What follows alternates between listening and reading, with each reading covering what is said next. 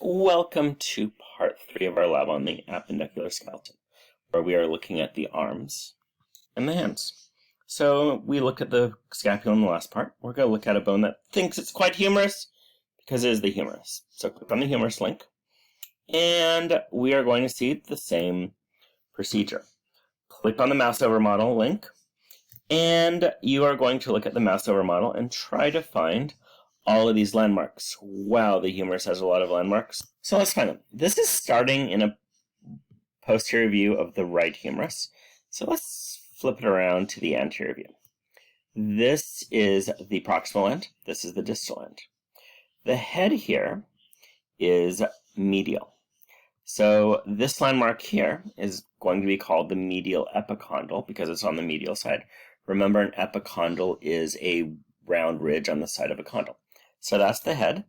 And if I zoom in on this, I can see a little crease right here.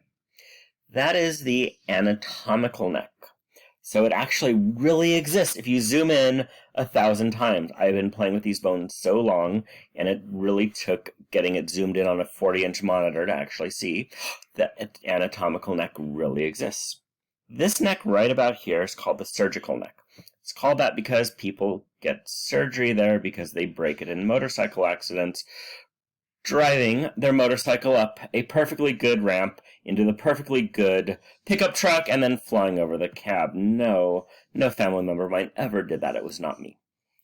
Now, this is the nice large round head.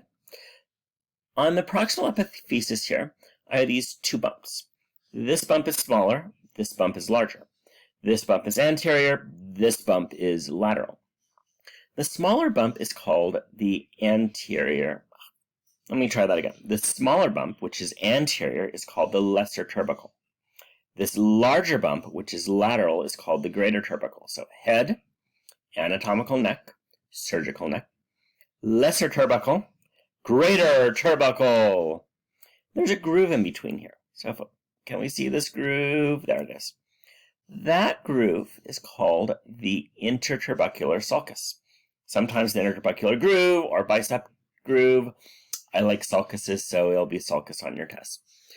So lesser tubercle, greater tubercle, intertubercular sulcus.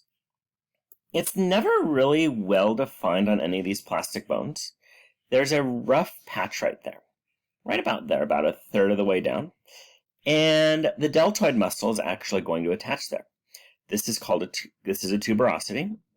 It's really not clear right there. And that tuberosity is called the deltoid tuberosity because the deltoid attaches. This is the distal end of our bone.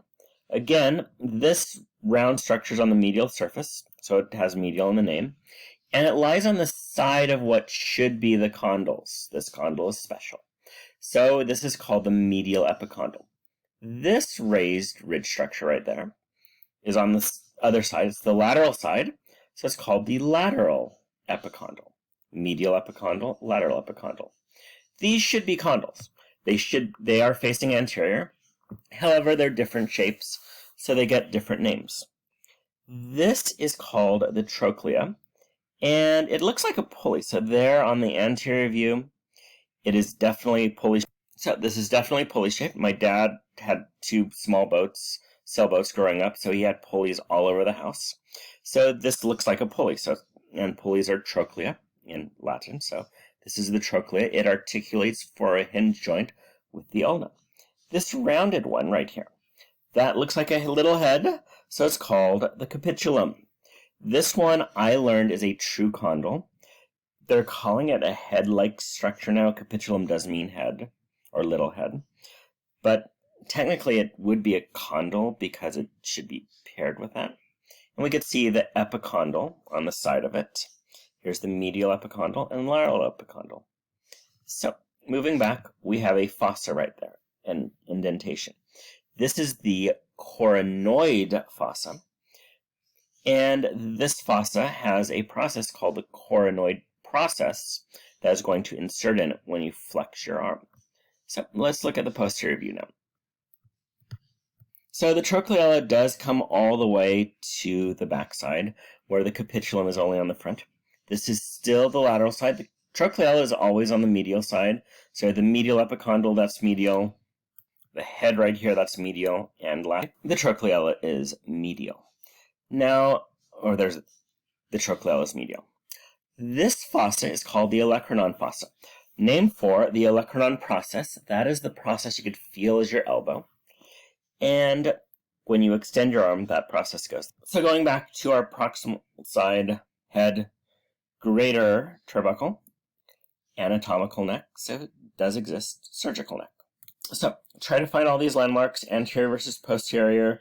The red plus is going to zoom in on or will give you the labeled landmarks. And then when you're done with that, you're going to go back here and you're going to click on the mouse over model.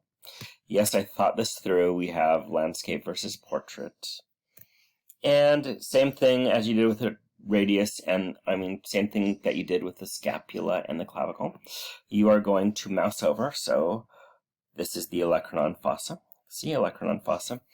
And in your lab book, you are going to put the numbers and names of the landmark and color the landmark in. So you're going to be doing a lot of work. It just doesn't seem like that much. So that is our funny bone. Technically, the funny bone is actually your ulnar nerve, so it's an incorrect joke. But this is the bone that thinks he is funny. Thank you.